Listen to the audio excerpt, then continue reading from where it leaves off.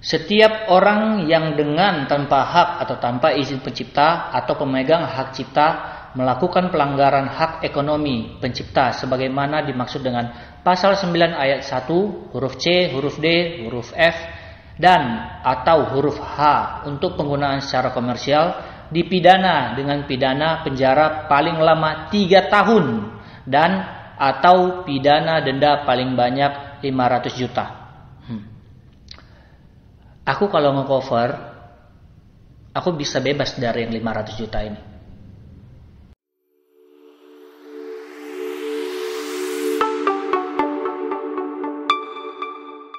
Hai guys, kembali lagi bersama saya Brian Harifa di YouTube channel saya. Nah, to the point aja, kita langsung aja. Jadi sekarang kita akan membahas pokok permasalahan yang lagi hot-hotnya di kalangan YouTuber, khususnya pengcover lagu. Kita melihat isu yang baru-baru saja terjadi, sekitar hampir sebulan sih ini sebenarnya isunya, yaitu kalau orang pengen mengcover lagu, dia harus wanti-wanti karena dia bakal denda 500 juta. Soalnya undang-undangnya sedang dipublis sekarang. Itu membuat orang-orang yang mengcover lagu itu jadi takut mengcover lagu. Jadi bagaimana sih sebenarnya itu? Kenapa bisa seperti itu gitu? Nah, kalau menurut saya sih, kalau kamu mau mengcover lagu, itu nggak masalah. Dan kamu bisa lepas dari denda 500 juta ini. Atau yang lain-lainnya, denda atau penalti atau apapun. Kamu bisa mengcover lagu. Kenapa? Kita akan bahas satu persatu. Yang pertama, kita harus tahu dulu, apa itu hak cipta? Hak cipta itu adalah sesuatu yang kita ciptakan atau kita buat sendiri. Itu bukan hanya musik, tetapi ada beberapa karya itu. Contohnya misalnya buku, baru ciptaan kayak ceramah, kuliah, pidato, ada juga alat peraga, ada karya seni batik dan fotografi.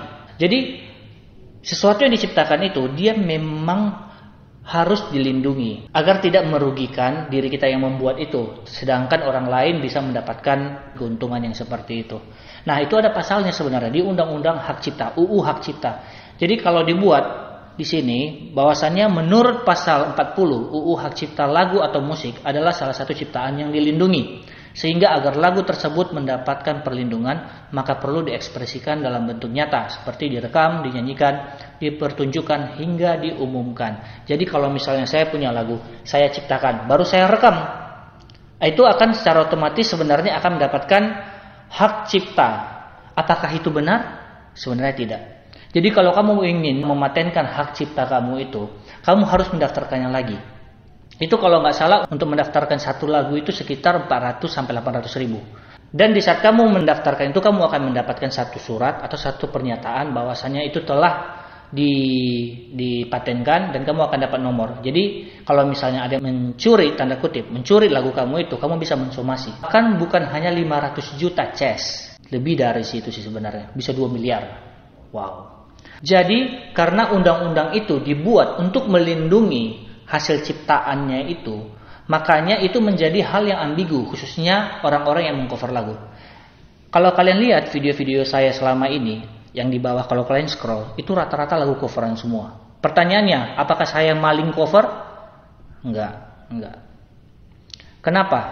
Ini yang harus kita sadar, bahwasannya yang pertama, lagu itu bisa populer karena apa? Bukan hanya karena didengarkan. Ingat, bukan hanya karena didengarkan, melainkan lagu itu bisa populer karena dimainkan ulang. Ada yang membawakan kembali lagu tersebut. Jadi misalnya ada si A, dia menciptakan sebuah lagu nih, baru saya memainkan lagunya atau menyanyikan lagu yang dia ciptakan. Dia beruntung, dia yang untung. Kenapa? Dia yang untung karena lagunya makin populer dengan konsep tertentu. Ingat, yang dibahas di sini adalah kalau misalnya dia si A ini menciptakan lagu dan saya B memainkan lagu itu, tetapi di saat saya memainkan lagu itu saya mendapatkan duit.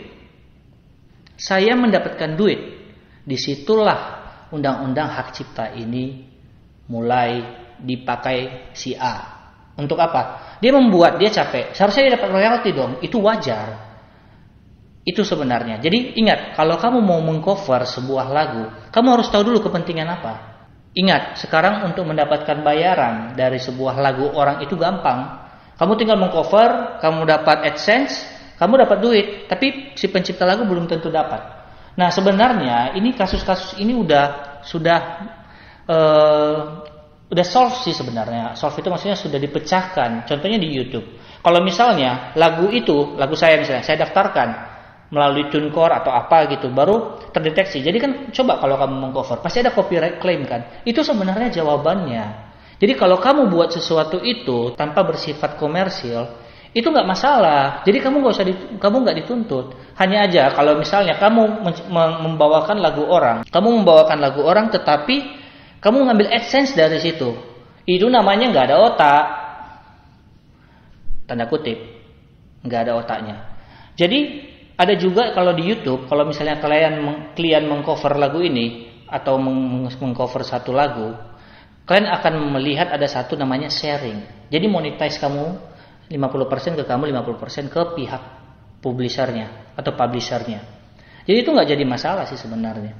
Oke, sekarang kesimpulan yang paling penting. Kamu bisa saja mengcover sebuah lagu, tapi kamu mengcover sebuah lagu itu dengan tujuan untuk kalangan sendiri, bukan untuk memonetize atau menjadi keuntungan. Bahkan nantinya, misalnya nih, saya manggung ini sekarang, saya akan bawa lagu orang, itu lagu mereka itu akan saya bayar. Kenapa? Karena saya dapat duit dari situ. Apakah saya yang bayar, apakah manajemen saya yang bayar atau apa, itu belakangan. Pokoknya intinya saya harus men-share sama penciptanya. Itu sebenarnya. Jadi tujuan ini sekarang diangkat bukan untuk menakut-nakuti orang biar tidak bisa mengcover lagu. Bukan. Tapi tujuannya itu adalah memastikan bahwasannya hak dari penciptanya itu dilindungi oleh undang-undang. Jadi buat kamu yang ingin mengcover, coverlah terus. Populerkan lagu dia. Tapi jangan mengambil keuntungan sepihak dari dia. Kalau Anda mengcover untuk mengambil royalti dari AdSense atau menjadi tujuan komersial, berhentilah mengcover, ciptakan lagu sendiri. Sekian dari saya.